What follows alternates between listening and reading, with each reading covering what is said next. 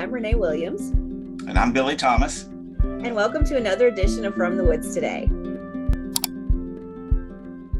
You know, Billy, the topic that we're going to talk about today is very beneficial for people and really what I think definitely needed on our show. Yeah, no doubt. I am so excited about today's show. And we're going to be talking about forest carbon. And there's a new program that's coming here to Kentucky, and we're excited to learn about that. But first, we're going to kind of get a good overview of what forest carbon is and kind of what people need to know about that.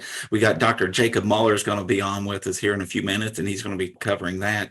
And then after that, we're going to have Mr. Sean Bowers, who's with the Nature Conservancy, and he is heading up or a big part of this new family forest carbon program that TNC is working with the American Forest Foundation, and it's going to be coming to Kentucky. So we're really excited to have Sean on in a little bit, but we're glad to have you all with us too today. If you have any questions for our presenters, you can use the chat function to interact with them. If you are on YouTube, you can hit us up via email at forestry.extension@uky.edu, and we can respond that way. But Renee, glad to be with you on this soggy day here in Lexington, Kentucky. Well, it is soggy, but at least it's not -1, so I'll take it, but Yes, let's go ahead and get started with our show. So Dr. Muller, if you'd like to join us, welcome to the show. Appreciate having you back to talk about this subject. Yeah, greetings. Morning. Yes. Tell us a little bit about what you're going to talk about today. Tell you what I'm going to talk about. Yeah. Just for a sentence or two. A little teaser. Teaser. Yeah. So I think you did a good job of helping set the stage. A big part of today's show is going to be talking about forest carbon. And I know I've been on here before and introduced the topic, but it's going to be a topic that you're going to hear about over and over again. And that's what we try to do here at Forestry Extension is keep informing you and keep up to date with those important topics. And we feel that this is one of those important topics. And so glad that I'm back here and get to add some context before handing this over to Sean to give some more specific examples of some programs that are available or going to be available to Kentucky woodland owners. Great. Looking forward to it. Yes. Thank you, Dr. Muller. Appreciate you very much. All right. Let me share my PowerPoint. Oh, just 1 second.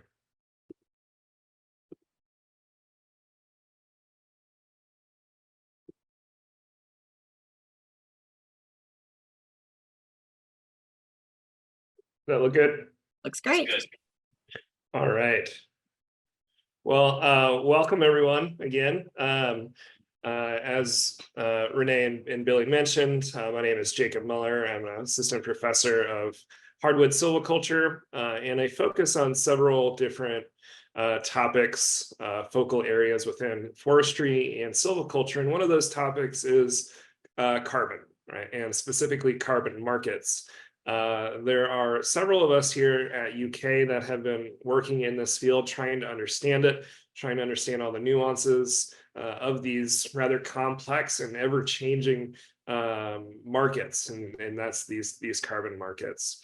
So myself and Dr. Jordan Shockley over in agricultural economics have developed extension publications, and we've got several more on the way. Just to kind of give you a heads up that we do have some resources, and we'll have more resources available to you all, to woodland owners, to managers. So the big question I always get is, why are we talking about carbon? Why is this important? And really, it just kind of boils down to one reason, right? We have too much carbon in the atmosphere, and we're continuing to emit more and more carbon into the atmosphere, which is driving global climate change and temperature changes, to be specific. And so the correlation between the amount of carbon in the atmosphere and the average global temperatures is strong, right? They're strongly correlated. And so a big reason we're focusing on carbon and carbon markets is to try to reduce the amount of carbon that's in the atmosphere, to try to reduce or mitigate some of the impacts that a warmer temperature might mean for the earth. And so when we're talking about carbon, it's just important to keep this in the context. As a woodland owner or others, maybe the context isn't necessarily as important. Once we start talking about carbon markets, we start talking about forest management and what that means. But the reason why there's carbon, and the reason why woodland owners are getting paid to store and sequester carbon, is because of a global, both public and private, desire to reduce the amount of carbon. Right. So what is being done to reduce the amount of carbon? And there's several things that are being done, both again in the public sector and in the private sector. In the private sector, there's all sorts of different technologies that are being developed right now. Large energy companies such as ExxonMobil, all of those companies are looking at ways of trying to pull carbon out of the atmosphere and bury it deep down in unpermeable layers of the earth. Right? All of us are familiar with fossil fuels and natural resources that were once buried deep in the earth, and that carbon is being released. This is kind of the idea of being the opposite of that, right? So these technologies are really complex, and there's still a lot of uncertainty into the impact that these types of operations might have, right? But us in forestry, woodland owners, foresters, forest ecologists, we've known for a long time that trees play a critical role in the carbon balance and carbon cycle within the earth, right? And so it's almost intuitive that we would look towards trees and how we manage forests in order to help us think about how we might mitigate the amount of carbon that's in the atmosphere. And there's several advantages of using forests, or at least thinking about forest in this context, right? They've perfected the art of capturing carbon. There's no real construction costs associated with it, right? The plants and the trees have developed and really truly have the perfect mechanism for pulling carbon out of the atmosphere, storing that, and then even added multiple co-benefits of that. And we'll talk about those co-benefits here in just a minute. But forestry is an established science. There's opportunities for long-term storage of the carbon and those benefits, such as oxygen, right? Increasing biodiversity, all those things that are important to us as a society, why we value natural areas and forests, both for natural resources like timber, but also for all of the other co-benefits that we derive from them, right? So trees capture carbon, or at least pull carbon out of the atmosphere through this process called photosynthesis, right? So if you think back to your early ecology days, whether that was in high school or college, where you learned about trees and plants, and they have these different parts, those parts called stomata that open up and pull carbon out of the atmosphere into the tree. There's this process of photosynthesis that includes the carbon dioxide and the H2O, or the water from the ground, in order to create sugars, right? And so we've got our molecules, our 6 CO2 molecules and 6 water H2O molecules in this process, this photosynthesis. Then 2 new products, or 2 derivatives, are created, right? One of those is sugar, right? And you can see that carbon right there that was in that CO2, those CO2 molecules, is now in that sugar, right? And that's what the tree uses as its building blocks, right? That it stores as its biomass within the tree. And then also the other byproduct of oxygen, right? The 6 O2 molecules that are then released, right? So it's a pretty amazing process, right? And certainly trees do release some CO2 back in the atmosphere. This is a cycle of carbon. And we're looking at ways that we can improve and make carbon storage more efficient and effective. So where does the carbon go 1% of it is in the leaves. That's a very short-term kind of flashy storage of carbon, and most of it goes into the branches and trunk and roots, and a lot of that into the soil itself. Right. So wood within the tree itself, where does the carbon go? Wood is the #1 carbon stock, right? And that's long-term storage, decades or centuries. And when we start to think about carbon within the forest, it's also important to keep in mind that when trees are harvested and wood products are created, there are also sustainable ways of doing that in order to maintain that carbon storage for longer. In the roots, that's the second most abundant place where carbon is stored, also a long-term storage, and then the leaves, which is a shorter term, especially in these deciduous forests where trees develop and grow and then fall to the ground and decompose, turning into soil, and some of that decay being released back as CO2. So a quick summary, trees are great at sequestering and storing carbon. Forests sequester and store the carbon in the trees, the trunk, in the roots, as well as a lot of that in the soil. We tend to focus on these younger and maturing forests as those that are more rapidly growing, they're healthier, more robust, that are able to pull in more carbon dioxide and attribute that to their growth. And temperate forests, which we have here in this region, are really important parts of this carbon management throughout the US and all the forests here in North America. Temperate forests are really important. So when we think about actually growing carbon, I like to point out just a couple of things. It's important that we think about keeping forests as forests, right? The history of the US has gone through all sorts of different land transitions and land use transitions, from forest to agriculture, sometimes now being converted back into forests. But really keeping forest is so important. Oftentimes we think about this down in the Amazon, where you see stories of a lot of the cutting and burning and conversion to agricultural lands, and how detrimental that is. But still here, it's really important here in the US and in central Appalachia and the central hardwoods. Keeping forest is important. Protecting forest health, because if forests and trees are dying or aren't performing at their healthiest, they're not being optimal, or they're not optimizing the amount of carbon that they could store. As foresters, we want to encourage growth. And there's several different tactics that we employ as managers to encourage growth, right? Sustainable forest practices and sustainable management practices, right? And a lot of these things are all kind of connected to each other, right? So keeping forests, building relationships with the forest, if you're a landowner, making that connection is really important. Planning for the long term, right? As lands get handed down from generation to generation, kind of having an idea or a plan in place is really important.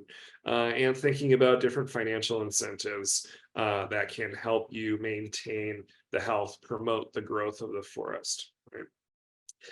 Invasive, or protecting forest health, right? And this is a big part of what our Dr. Crocker here in our department focuses on is invasive plants, keeping trees healthy, keeping the invasive plants out of the forest, as well as the pests and pathogens, rapidly responding to threats, and sustainable management, right? And I always say that sustainable management is a carbon-focused management, right?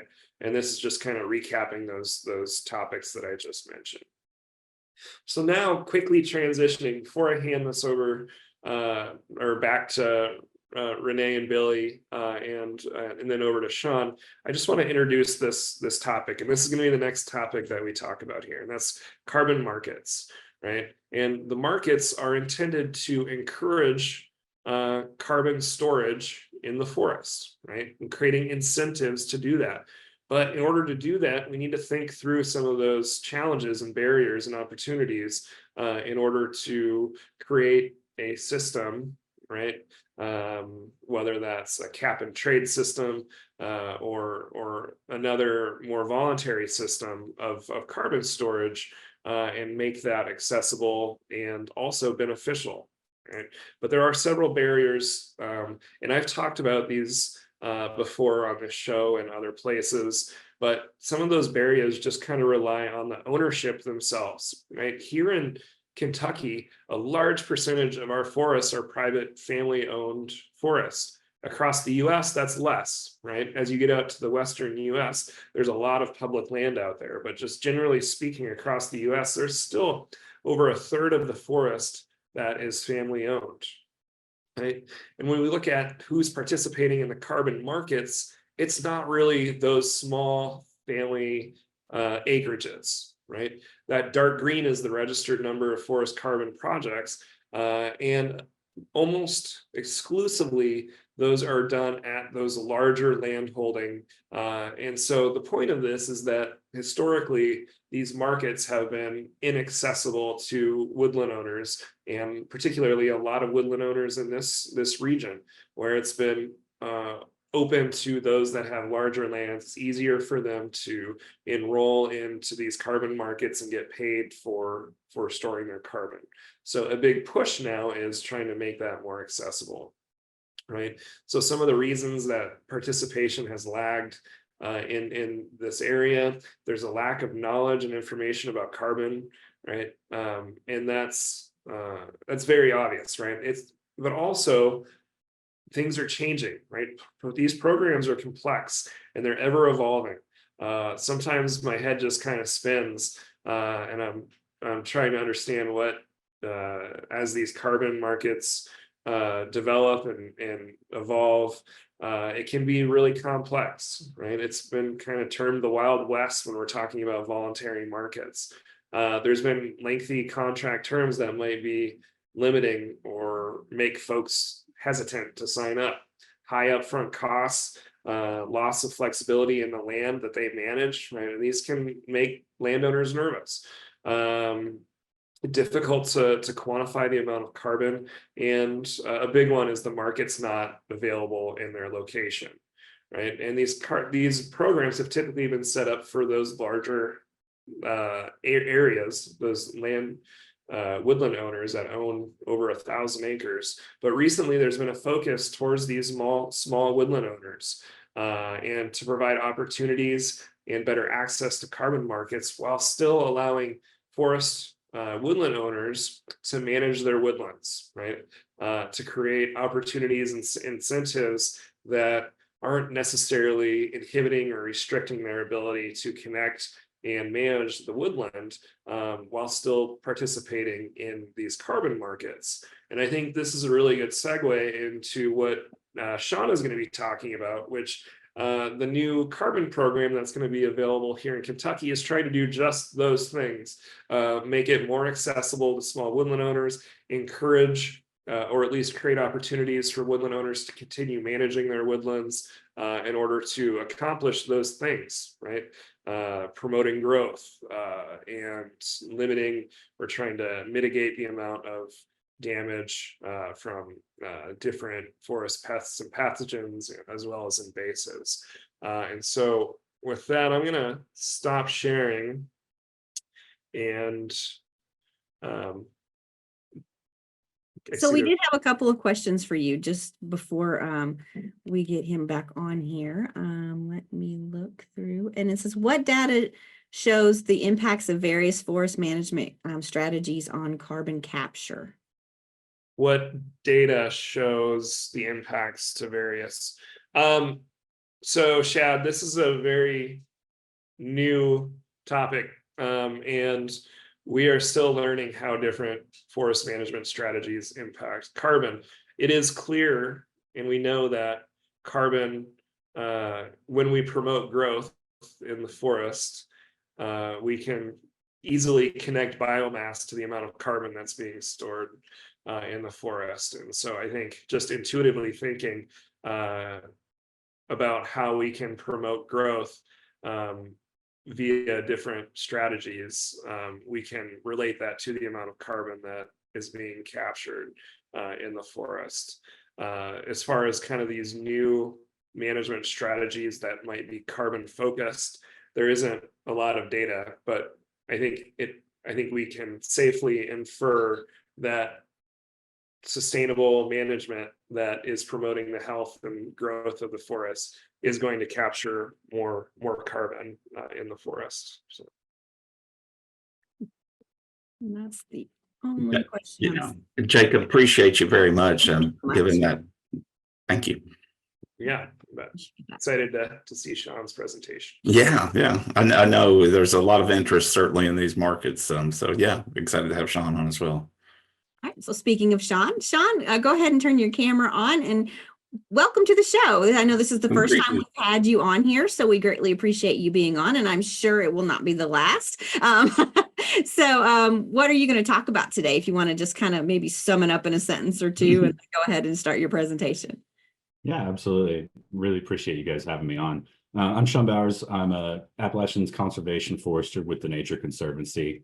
Today, I'm going to be speaking a little bit about the upcoming launch of the Family Forest Carbon Program, which, as Jacob did such a good job of teeing me up, we're going to be really working with small forest landowners to really answer these big questions about climate change, carbon sequestration, habitat degradation. We're going to try to work with all of that and work with a really underserved component of the forest industry and forest landowner groups.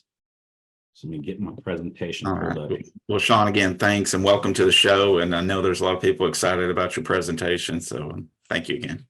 Thank you. Get this full screen for everyone. All right. Can you guys see that just fine? Yes. Perfect. All right. So like I said, I'm going to be speaking about the Family Forest Carbon Program, an exciting opportunity that's going to be coming to Kentucky here very soon. Here towards the end of this month, into March is when landowners should be able to start enrolling and checking out the options that we have. So like I said, I'm a forester with the Nature Conservancy, working out of Virginia, Tennessee, and Kentucky, primarily in the Appalachians region, and working kind of statewide to help get the program off the ground and ready to launch in Kentucky. And so to speak a little bit about the Family Forest Carbon Program, this is really a partnership between two historical organizations, the Nature Conservancy and the American Forest Foundation.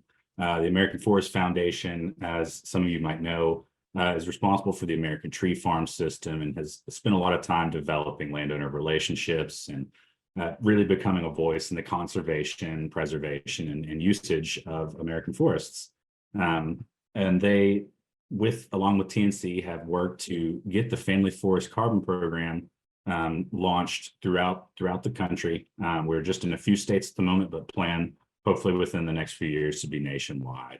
And speaking on TNC, so TNC was founded in the 1950s by a group of scientists and ecologists to really protect the ecologically sensitive and biologically important places that we all know and love and really have such a care about. So TNC is a global organization, but we are very locally focused. So you can see there a picture of the Kentucky branch of TNC. We're all very local, working very closely with the communities that we live in.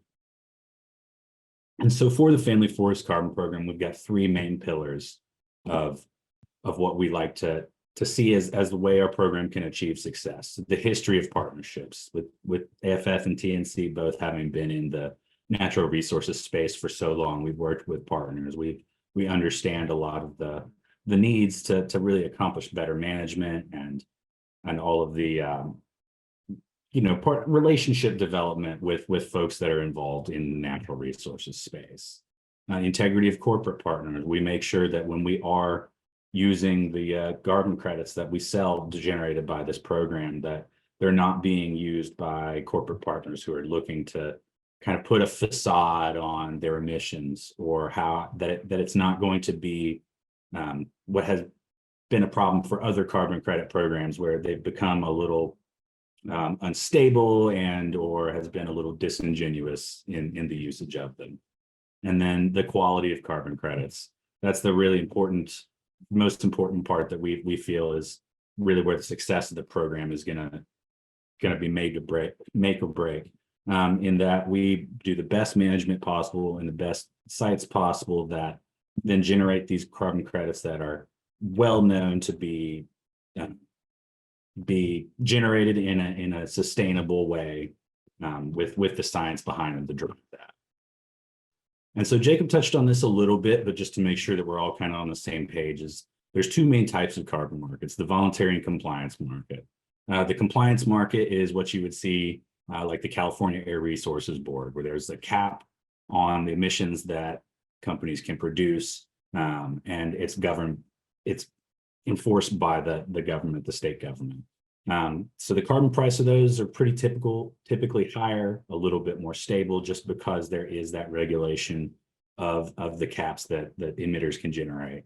Where the Family Forest Carbon Program finds its footing is in the voluntary market, where the folks that are buying these credits are voluntarily committing to reducing their emissions. And so that's something they're doing because they feel that that's a needed step in fighting climate change, reducing their impact on the planet. So the prices are typically a little lower, more volatile, but you can generally count on those credits as being generated in a more sustainable manner.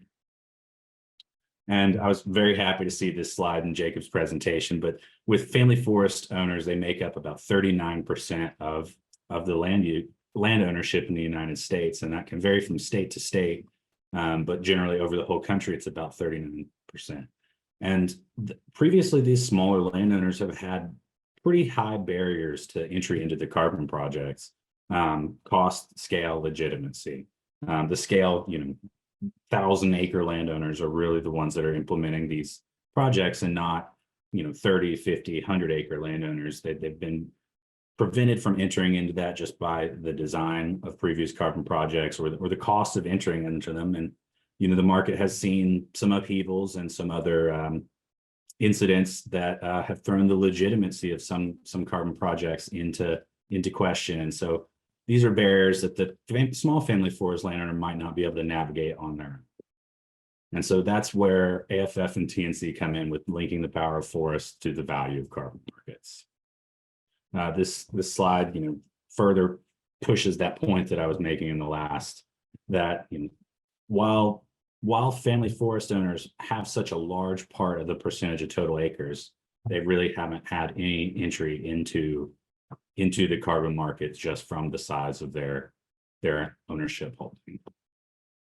And so I was speaking about how we are bringing the Family Forest Carbon Program to Kentucky. Originally, with this blue area was what was originally planned, but we realized that we can make more of an impact throughout the state by moving to the entire state. So I know, so I had been fielding questions about that, about counties that we're in, we're out. I'm very happy to say now that the entire state is going to be welcomed into the program, as well as the entire state of Tennessee, large portion of Virginia, and large portion of North Carolina and the surrounding southern Alps. And so our goal is to have 50 million tons of carbon sequestered, which is equivalent to about 11 million cars off the road, and then having, sure what's going on here. It's frozen on me. Sorry about that, everyone. Which is equivalent to about 11 million cars off the road. And then having, our goal is to have 1 billion tons moved by 2050. And so with our methodology, we use a first of its kind, which is registered with Vera Carbon, which is a carbon clearinghouse and registration company, that we match our enrolled properties versus other similar properties that are generated from forest inventory analysis data. And so it's called the dynamic baseline.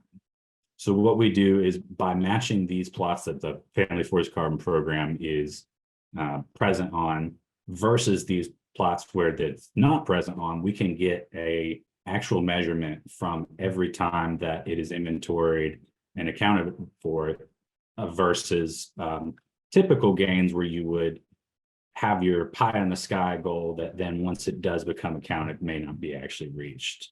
So you can see in these graphs, especially with the forest carbon sequestration graph on the right, with some management, some management strategies, you can increase the amount of carbon that's captured, versus traditional management where the enrolled property may not have been sustainably managed and or unsustainably harvested. And so our goals are to really focus on the priorities for a landowner, what the landowner wants, where this is going to work for them, allow them to really get into more sustainable management. And so, like I mentioned, this is meant for small forest landowners. So between 30 to 2,400 acres located within the areas, as shown, the whole state of Kentucky is going to be eligible for this program. And then the current forest conditions match our region-specific practice criteria. And I've got a little more on the practice that's going to be available in the state a little bit later. And then for the owner who's interested in contributing to long-term climate change mitigation, as well as the other ecological benefits that we all know and love our forest land for providing. And then an important one is you can't have been part of another carbon program previously. And so the practice that's going to be available throughout Kentucky is called growing mature forests. So this practice is really aimed at increasing carbon sequestration on the forest and really avoiding detrimental actions such as a practice called high grading. And for those of you that may not know, it's selectively going through and picking the very best trees out of a stand to remove and cut and harvest. And that can lead to long-term degradation of the species, damage at the site where it happens. So we're really looking to avoid that with this practice. And an important thing and a question we field all the time is harvesting restrictions. There's no legal restriction on harvesting filed with the program. You have to have 30 contiguous acres enrolled, and it must be the dominant forest type, which throughout the majority of Kentucky is going to be oak hickory forests, is what we're going to be enrolling in the program. And then you do receive payments. There's an annual payment structure over a 20-year contract. The initial payment rate is $230 an acre, and that can go up or down depending on the quality of the site, the carbon capture potential. We do have some harvesting guidelines, and this is just to really accelerate and make sure that the carbon captured in our baseline data is working for the program to generate these credits. And that's 25% of the basal area can't be removed, and the average stand diameter can't be reduced by 10%. And so with this, you get, as a landowner, you get guaranteed income. Over the 20-year term, you get the $230 per acre, depending on the quality of site, and you're paid for the practice that's installed. You also gain access to a forest management plan, which is really the first step in making long-term stewardship and sustainability possible on your land. We have our trained staff foresters. Myself, I'll be working in the eastern part of Kentucky near the Appalachians. And these trained foresters, they'll help, they'll come out, we'll perform a site visit, walk with you. We test and see what you really want from your land, what your long-term goals are, how we best can help you achieve that. And then you also have long-term support with AFF and TNC support. There are account managers, continued engagement teams, a network of other landowners that really are all interested in sequestration of carbon, long-term sustainability, and making sure that their land is best managed as best they can possibly do. As well as, I know we touched a little bit on timber harvest, especially the growing mature forest practice that does allow timber harvest to those degrees, to how it's structured within the program. But we don't want this to be known as a timber harvest moratorium. There is harvesting allowed, and honestly, the healthy harvesting will be what helps increase the carbon stocks and increase the forest health as we're working with that property. So there's a little bit of a process to enroll. We try to make this as smooth as possible, but just want to touch on that so everyone knows kind of how that process works and how it moves forward. So we have an online website where you can find your property, your parcel, and you select that or select multiple parcels that you might own. And it'll generate a report regarding eligibility and a little bit of data regarding your land, or at least what can be remotely sensed. Then you'll be moved to an account manager who are also trained in natural resources, speaking with you about the specifics of your land, what your goals are, ownership history.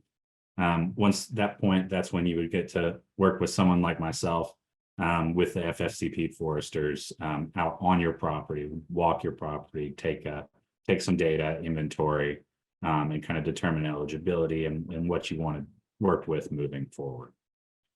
At that point, you get your management plan generated. We really work with you to make that customized to what your goals are, how it works best for you. That would become to the contract phase.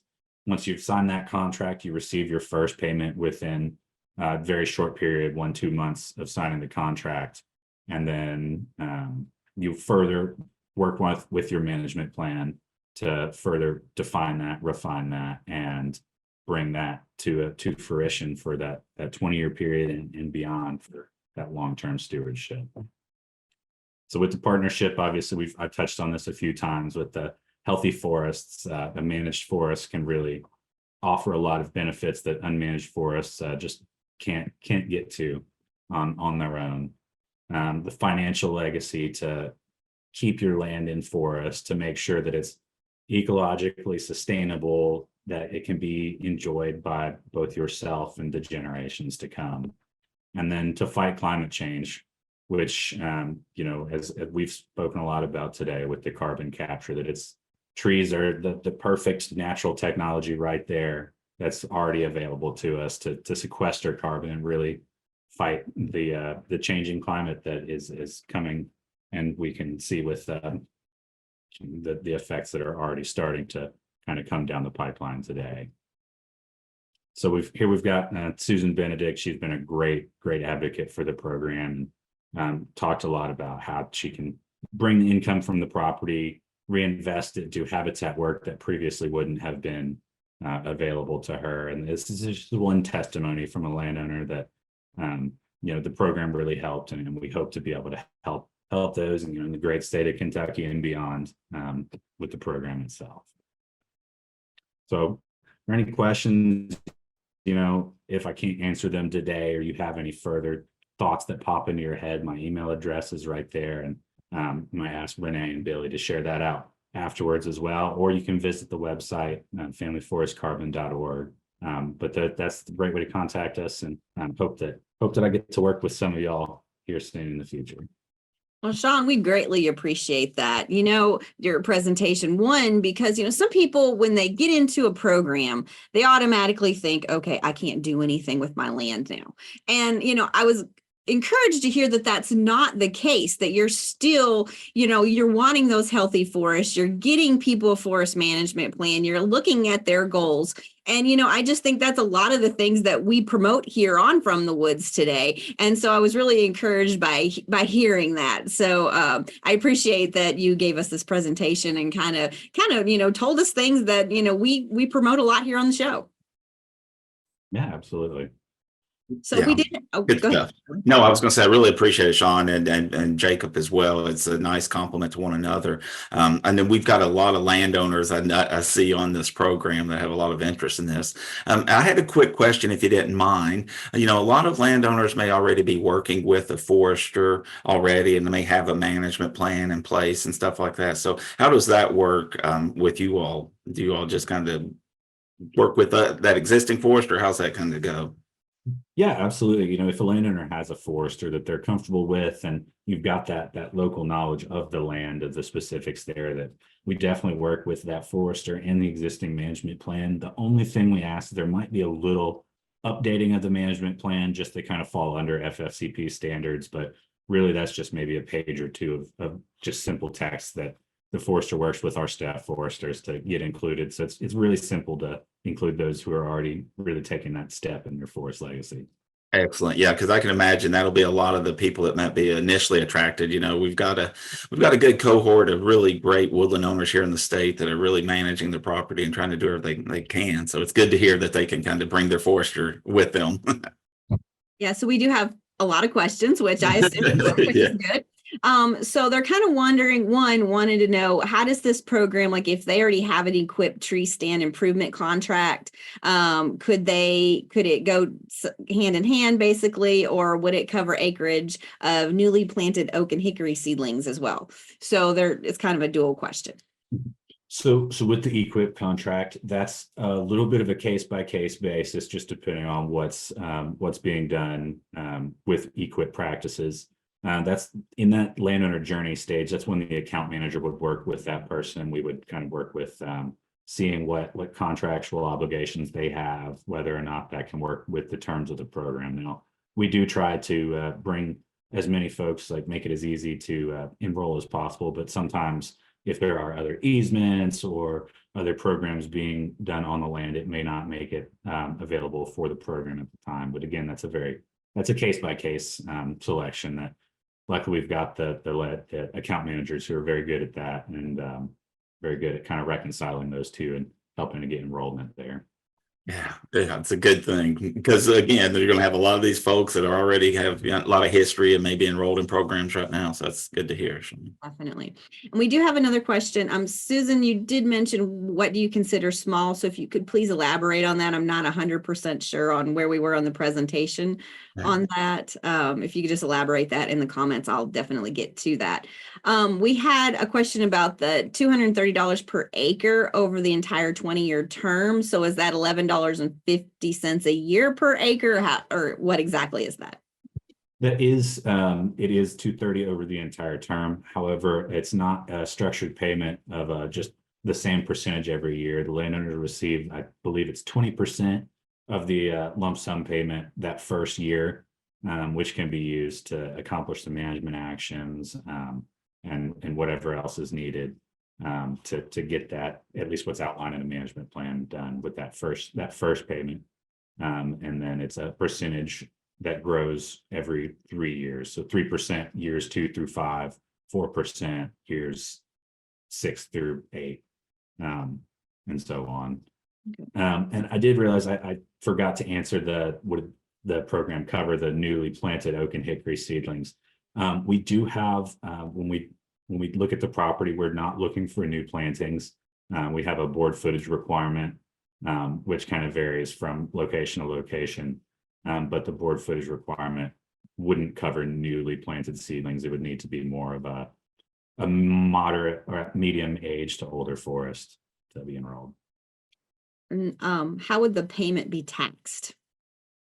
So that's I'm not entirely sure about the payment taxation. I can look into that and get back to you. I know it's different from state to state. But I can get with the account managers and get back to you specifically on that question, but I'm not sure, and I don't want to give an answer that would give anybody the wrong idea. Right. And I can imagine it might vary case by case and, people's individual situations and how they're filing and all those things as well. So.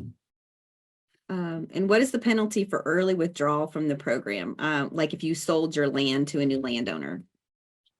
So if you do sell the land to another landowner, you don't necessarily have to withdraw from the program. The payments would just then continue to the new landowner.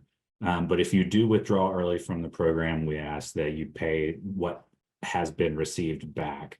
That's just to kind of recoup the modeling from what carbon gains we had modeled and or would have been lost with the loss of that land within the program. Okay. Let's see. Let's go ahead. I know that they're asking for your contact information, so we need to put that in the chat pod, and so that if you can go ahead and type that in, that would be wonderful. Susan, you mentioned that you have 30 to 100 plus acres. Mm-hmm. So is that what's considered small, I guess, as far as acreage go? You said you had to have 30 acres. 30 continuous, yeah. It's a minimum of 30 acres, up to 2,400, which is what we're kind of defining as small. Now, if someone does have a property that may be over 2,400 acres, we can work with that. Just 30 to 2,400 is our working definition of a small landowner. Okay. So 24 basically is that, does it go over 2,400 acres if someone has that much? It's kind of a case by case basis at that point, but it can. And Sean, I thought I heard in your presentation that you said if you had been enrolled in a previous carbon program, you were not eligible to participate in this one. Is that correct? That's generally the truth. However, I would encourage folks to go to the website and at least begin that process. There is a way that some carbon programs can be reconciled, but generally it won't. I wouldn't hold out a lot of hope for eligibility if you Okay. have been previously enrolled, but I don't want to discourage anyone from at least giving it a shot and trying. Sure, because well, I know we've had a few kind of systems here in Kentucky in the past, and we've tried to help kind of get the word out about them. And I know some people have been enrolled in those programs previously, so I guess encourage them to call and find out how that might work out. We did have a question about, and I don't think it needs to be capitalized, but did the TNC need to be capitalized in your No, email it address? I assume not. Okay. And if someone No, does Jimmy, have it any does not. trouble of finding my contact info, you can also go to the Nature Conservancy Kentucky website, and my contact info, my email, contact info, everything is on there as well. I'm looking through the questions. I think I got them all. Yeah, I think so Really too. double check me. Yeah, I'm looking too. I think so. All right. Wonderful. All right, Sean, thank you so much. We greatly appreciate you being on here, as we also appreciate Dr. Muller being on here and giving this overall forest carbon information. And if you have any updates or anything like that, Sean, please let us know. We'd be happy to get you back on the show. Any, breaking news or what have you, we can definitely get you on here so that you can let the woodland owners of Kentucky know all about that. Absolutely. So. Thank you guys so much. Yeah, no doubt. We all are partners in forest conservation, so we need to work together. So yes, again, Sean, really appreciate you being on our program. Thank you. Thank you. All right, Billy, great show. I know, Renee, we did good with that. There were some really good presentations there. I really appreciate Dr. Muller kind of setting the stage for us with forest carbon, and I really appreciate what Dr. Muller's been doing, trying to keep up with all of this, really rapidly evolving programs and situations. So big thanks to him. And then great having Sean on, a brand new guest, but really one way probably we'll see again in the future, because they're doing some really cool stuff and really trying to help some of our landowners here in Kentucky. So we want to help people that are trying to help our landowners here in the state however we can. So yeah, big thanks to both of them. Yes. And if later on in a week or so, and you're like, you know what, I really can't remember what Sean said, you can go to fromthewoodstoday.com and you'll be able to see the posting of the show there. All of our recordings, we have hours and hours of content on there. Believe it or not, I mean, every show we've ever done, I believe, is on there. Maybe not one, but the rest of them are, and we're, coming on our 200th show pretty soon, Billy, if you can. I know and it has been great, and a big thanks to our viewers out there. We really appreciate you all. Obviously we're doing this for you all. I'm trying to be supportive of you all, and however you engage with the woodlands of Kentucky, we want to try to be a partner and help you wherever we can. So I'd also really like to thank you all for giving us so many good ideas over the, last few years. You all have chimed in and let us know topics you'd like to see, and we encourage that. We want to be responsive to you all and your needs when it comes to our forests and natural resources here in Kentucky. From the woods today.